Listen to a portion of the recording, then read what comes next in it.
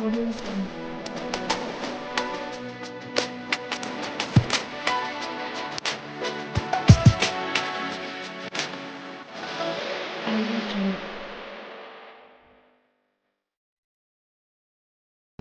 ձեզ հարգելի հեռուստադիտողներ, եթերում է մեկ օր ճանաչված մարդկանց հետ հաղորդաշարը։ Մենք շարունակում ենք ծանոթացնել ձեզ մեր մեծերի եւ վարպետների հետ։ Եվ այսօրվա հաղորդումը նվիրված կլինի թատրոնի եւ կինոյի անվանի դերասան, ԽՍՀՄ ժողովրդական արտիստ Սոս Սարգսյանին։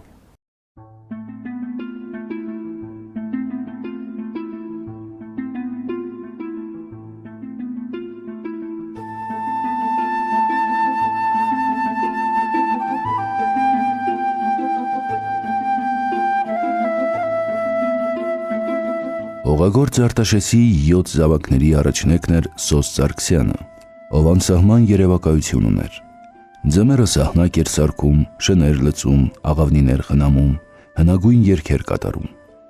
Մեծ հայրենականի վերքերից ստապվող Ստեփանավանում ինքնատիպ մշակութային կենտրոն էր Պուշկինի անվան ռուսական դպրոցը, որի թատերական ինքնագործ խմբակի գրական երաժշտական միջոցառումների գլխավոր դերակատարը շուտով դարձավ։ Մորի ընթերցասեր, փայլուն հիշողությամբ ու կարդացածը վերարտադրելու, ծանոթ անծանոթին ծաղրանմանակելու ունակությամբ օժտված պատանին։ Ավելին, Ալիգերիի հեքիաթ ճշմարտության մասին դրամայում պարտիզանական ջոկատի ղեկավարի գլխավոր դերի հաջողությունից թևեր առած ու բեմի կախարդանքից արբած դադարեց դպրոց հաճախել։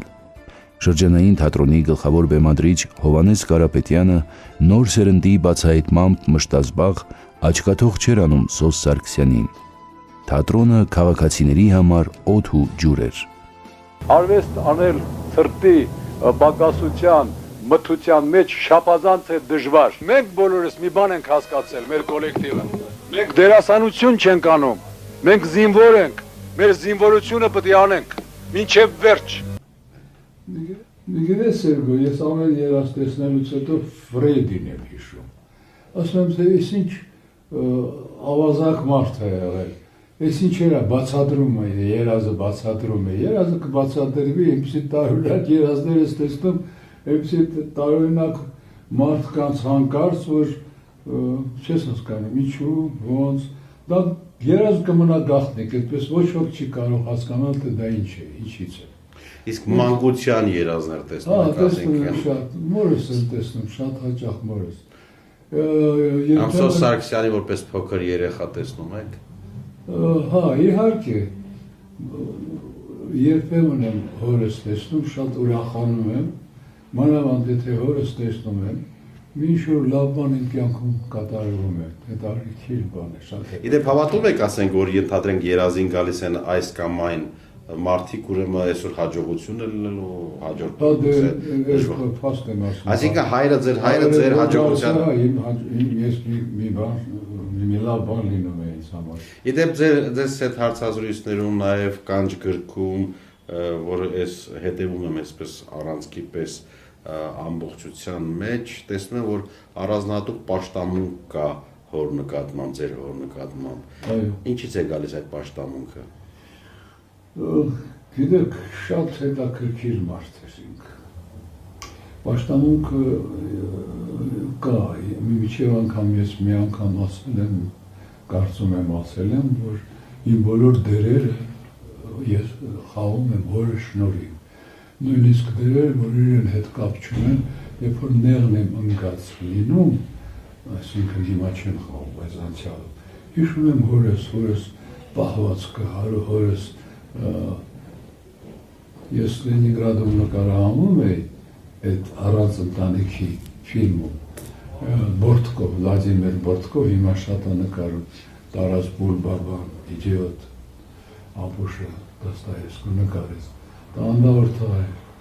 այդ միասին էինք աշխատում, ես շատ էինք զրուցում իրեն հետ, նա նույնը հասկացավ հետո, որ ինչ-որ մի տեսարան էինք ուզում նկարել, ասում էր, ну как бы поступил твой отец, вот так, հատկապես մի տեղ կար, երբ որ բանտից դուրս է գալիս այդ մարդը և երեխային կիրագրում է, ну ասում է, что делать, ну что, как бы твой отец поступил, Я говорю: Володя, он бы так смотрел бы долго, как его сын кушает. О, это прекрасно. Հայր շատ է օգնել, շատ հետաքրքիր մարդ էր, անթերի չէր իհարկե, հիմա քանի մեծանում եմ, մենքան ուզում եմ հետը կռիվներ անել։ Այսինքն մտովի հիմա շարունակում եք բանավիճել, խոսել։ Անընդհատ եմ հետը, անընդհատ, պետք է ասում եմ, որ անընդհատ, որովհետև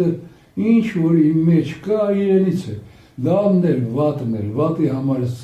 առաջ չէի կռվում, առաջ ավելի սուրբ էր ինձ համար, ավելի անթերի էր, բայց հիմա ասում եմ, չէ, ինչու ես թերությունը ուներ, օրինակ շատ անխիղճ էր, ինքն իր նկատմամբ էր, բոլորի նկատմամբ, եթե ես գործը պետք է արվեր, պետք է արվեր, ուզում է ցուրտ, ուզում է անձրև, ինչ ուզում է լինի, գնա պետք է անես, այդ գործը։ Իսկ պատժել գիտեր։ Հա, գիտեք պատժել։ Մի քոթակ։ Չէ, երբեք, ոչ մի անգամ։ Պատժելը նրա խռովելն էր, չէր խոսում հետը, երկու օր չէր խոսում, արդեն խելագարվում էր, էլի ասում էր, այնքան արհամարհական էր նրա չխոսելը, այդպես։ Իսկ մոր պաշտամունքը փորձեմ իհարկե չհակադրել մեկը մյուսին,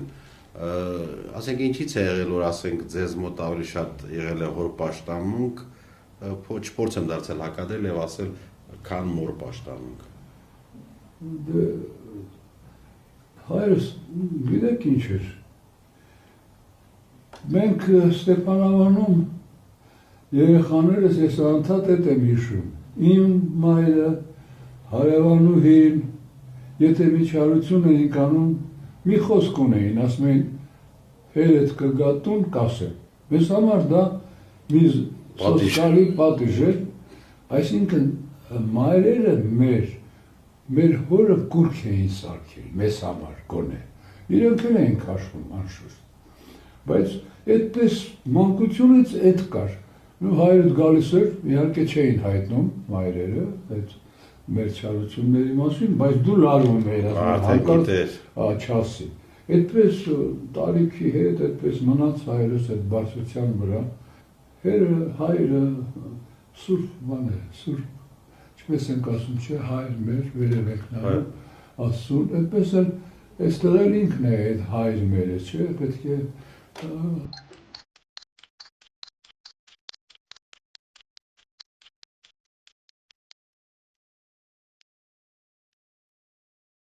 Սոզ Սարգսյանը ծնվել է 1929 թվականի հոկտեմբերի 24-ին Ստեփանավան քաղաքում։ Բեմական առաջին քայլերը կատարել է Ստեփանավանի պետական թատրոնում։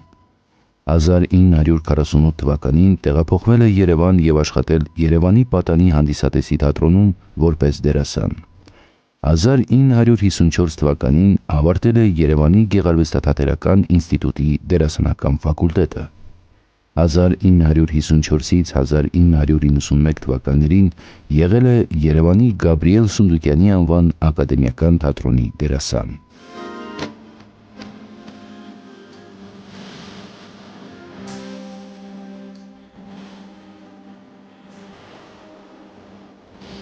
Ինչին անում, արծեջումը թաթխումին ու հանումին, կոսիս կախեթա, չուչխելա ալին շինում, վահ։ Են է ինչ-որ ինձ ձևավորել է, մեր ասենք ծորերը,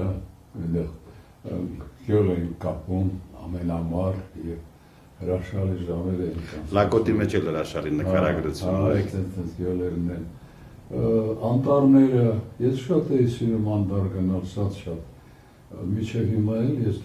անտառը գերադասում եմ, օրինակ ծովից, անտառը, շատ խորհրդավոր բաներ ունի իր մեջ։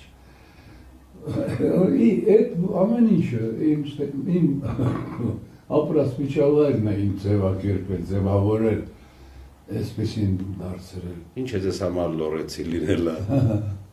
Լորեցի լինելը, առաջին հերթին ես հիշում եմ, որ դա նշանակում է, որ ես Թումանյանի ծննդավայրից եմ։ Թումանյանի Հրանտի, մեծ գրով է, Հրանտ Մաթևոսյան։ Հիշում եմ, մեծ մարդիկ շատ ունի լորի,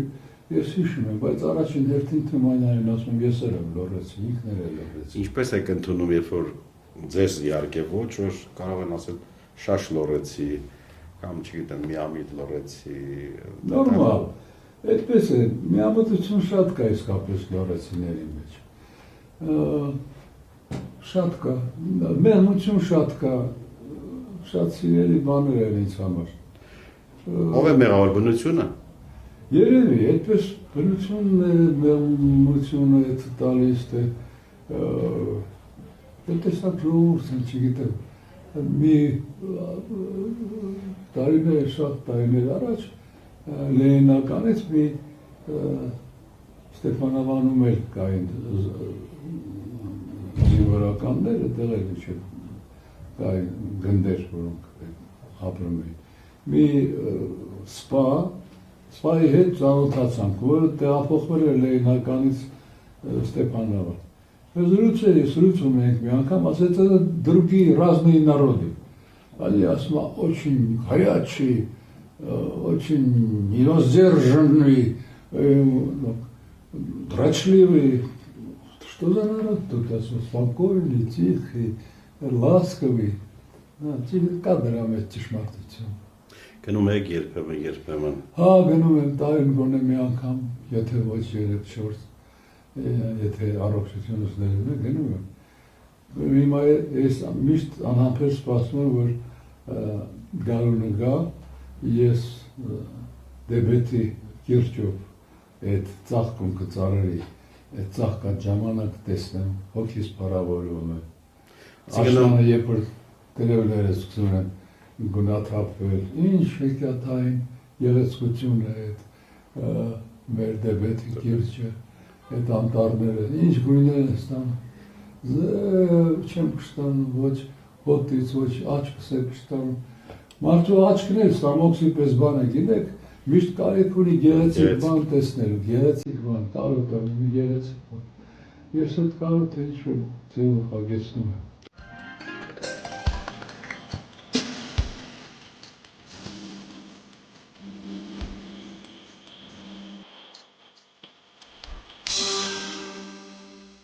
Տիգրան Շամիրխանյանն ու Հրաչյա Ղափլանյանը 17-ամյա Սոս Սարգսյանին հրավիրեցին Երևանի Պատանի հանդիսատեսի թատրոն։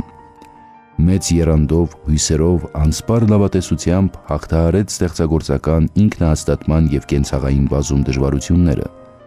Մոտ 2 տարի աշխատելուց հետո 1950-ին ընդունվեց Գեղարվեստաթատերական ինստիտուտի Վարդան Աճեմյանի արվեստանոց։ Ավարտեց ընդամենը 2 տարում, բայց հասցրեց կերպավորման ինքնատիպությամբ աչքի ընկնել բուհական 5 դերակատարումներով։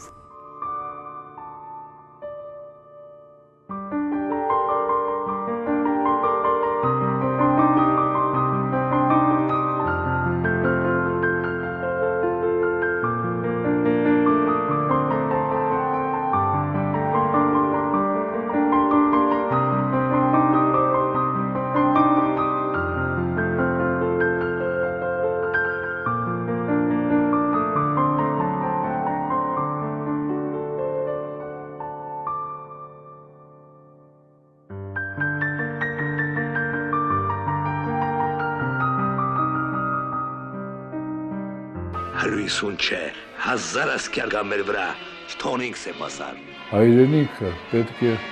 զենքով պաշտպանել, ուրիշ ճանապարհ չունենք։ Եվ կարծեմ հաջողեց ինձ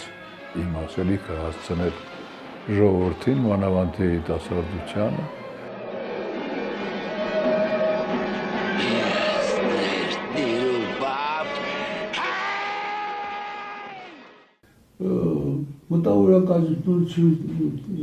Մտավորականություն միշտ ասում եմ, մի քիչ ամաչում եմ կրկնել, չկա, հայերը չունեն Հայաստանում մտավորականություն, չկա, եղածները հեչ բան են։ Իսկ եղածները գնացին, տակել բան չմնաց։ Հա, տակը բան չէ, աշխարհը հայացք չունեն, հիմք սկզբունքներ չունեն, այս բոլորը չէր լինի, եթե մտավորականություն լիներ, եթե էլիտա լիներ, էլիտա առանց էլիտայի չի լինում, ինչպես մտավորական էլիտա, ինչպես իշխանական։ Ոնց է դրա միջավայրը չկա, ասենք պարարտողը չկա, որ ստեղծվի։ Չկա, բայց Այսպես ապրել չի կարելի, ես հաստատ գիտեմ, այսպես ապրել չի կարելի, ժողովուրդը մեղք է, չի կարելի։ Բայց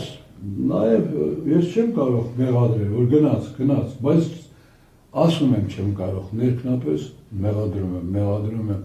հատկապես մտավորականներին։ Գիտեք, ես շատերին գիտեմ, Սերգո ջան, Ամերիկայում, Փարիզում, Ռուսաստանում, միտեղ նույնիսկ ես խոսքը գրել եմ, հայ մարդը, որ գնում է Հայաստանից, հիմնական խնդիրը իր հետքը կորցնելն է, իր արմատը կորցնելն է։ Նպատակը թե այդպես է ստացվում։ Նպատակ ունի, էլի, որ հետո հայ լինելը դժվար գործ է։ Հայ լինելը շատ դժվար գործ է։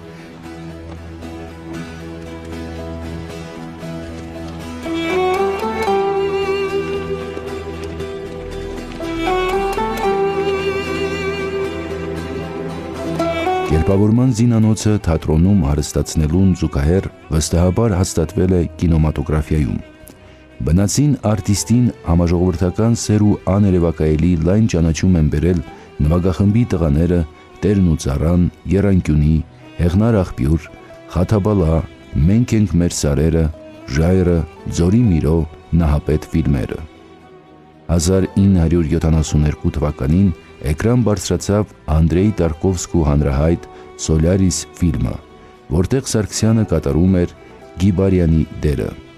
Ընդհանուր առմամբ նկարահանվել է 40-ից ավելի գեղարվեստական ֆիլմերում, Հայաստանում եւ ԽՍՀՄ մյուս երկրներում։ Сейчас ты уже на станции и знаешь, что со мной случилось. Если нет, то Снауд или Сарториус тебе расскажут. Что со мной произошло, это не важно. Вернее, Крис, этого не расскажешь. Я боюсь, что то, что произошло со мной, это только начало. Ես երկիրը օպտի կառուցի։ Ես մեր անկախության տարիներին մեր մտավորականության 90%-ը թողեց գնաց, երկիրը թողեց։ Բայց եթե մտավորականը տեր չի կանգնում ժողովրդին, ով է նրա տերը։ Չինովնիկները, չէ, հիմա տեսնում եք, չէ ինչ է կատարվում, որ գնացին, մի մասն էլ մահացավ, բարոյականությունը իրենց հետ տարան, ազնվությունը, գիտելիքները տարան, պահվածքը, փոխհարաբերությունները, կիրթ, այդ տակտը, պարկեշտությունը տարան եւ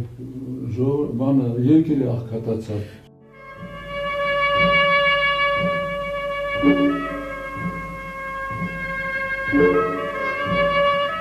1989-ին հիմնված Սոզ Սարգսյան հիմնադրամը 30,000-ից ավելի փախստական հայ ընտանիքների համար ապաստան գտավ Լեռնային Ղարաբաղում։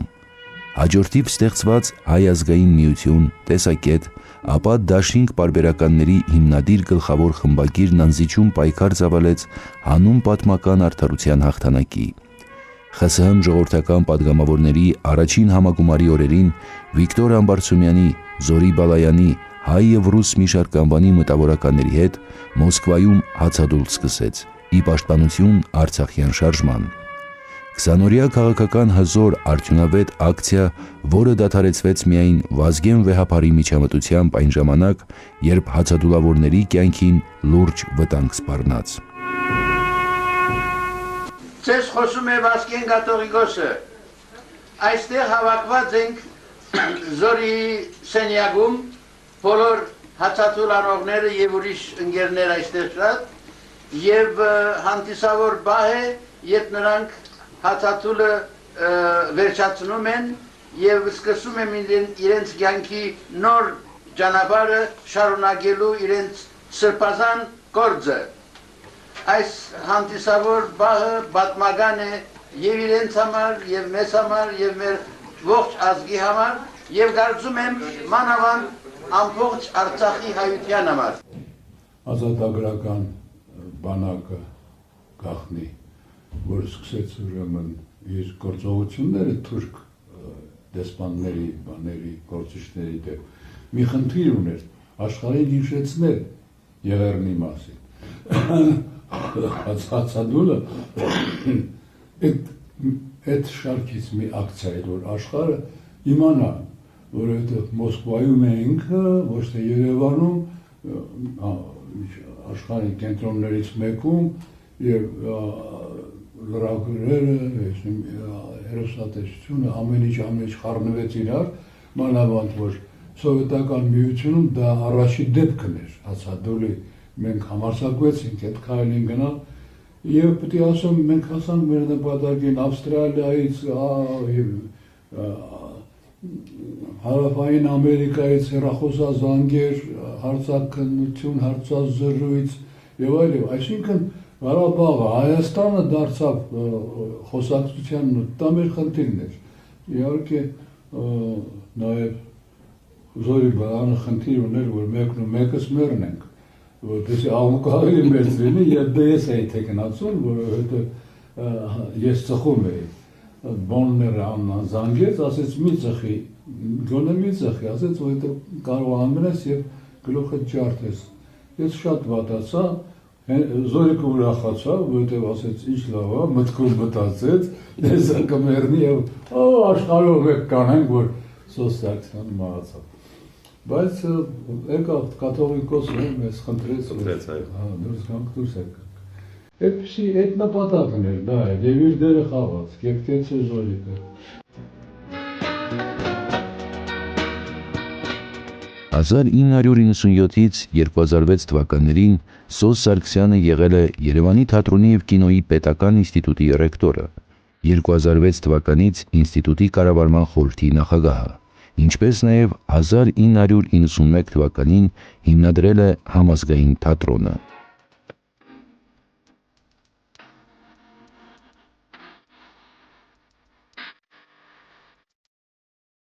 ՊՍՀ եւ ՀԽՍՀ ժողովրդական արտիստ, Համազգային պետական թատրոնի հիմնադիր Սոս Սարգսյանի ծննդյան օրը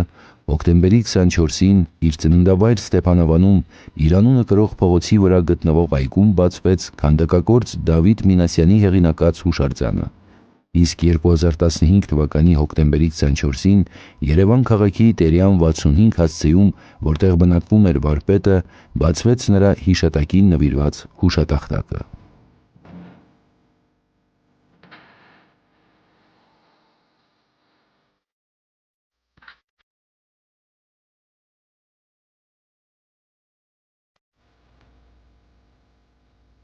Մահացել է 2013 թվականի սեպտեմբերի 26-ին ժամը 9:20, իսկ ժամը 9-ին ընկերներից մեկի հետ շախմատ էր խաղում։ Ասաց. Լյուդվիգ ջան, այսօր գլուխս լավ չի աշխատում, արի վերջացնենք, կարող է առաջին անգամ պարտվեմ քեզ։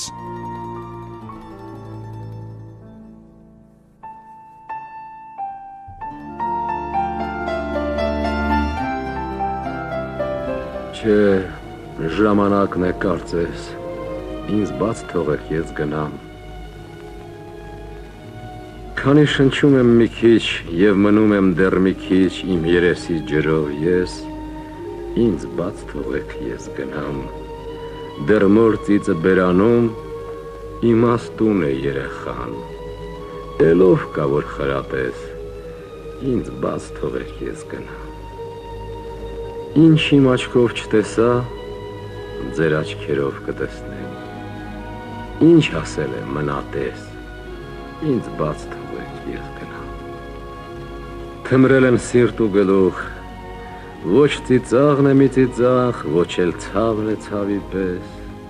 ինձ բաց թողեք ես գնամ։ Կայմ ու կողերը ջարդված, անառագաստ ու անղեկ, եւ անդրոշ նավի պես, ինձ բաց թողեք ես գնամ։ Իմ առնելիքը առա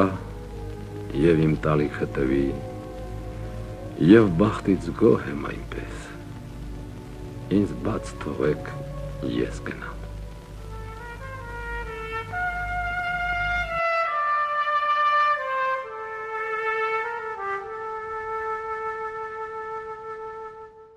Ձեն եմ տալիս, ոչ ոք չի պատասխանում, ոչ խորիկը կա, ոչ ֆրունզը,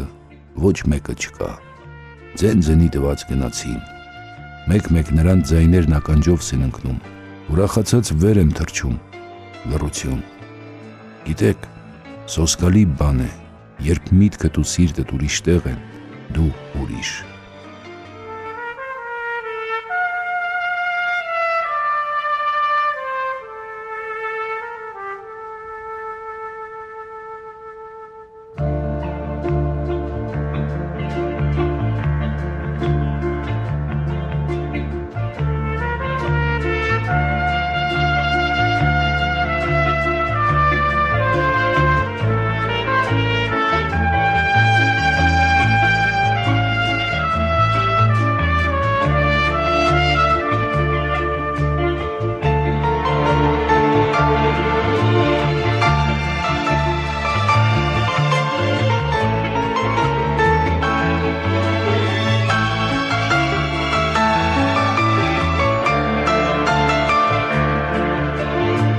Մենք հայերս ապրել ենք այստեղ, այս հողի վրա եւ կապրենք այստեղ հավերժ։ Մեզ հայերիս ոչնչացնելն անհնար է, ասում էր Սոս Սարգսյանը։ Այսօրվա համար այսքանը, հետևեք մեր հաղորդումներին, իսկ ես ձեզ հրաժեշտ եմ տալիս։ Հաջողություն։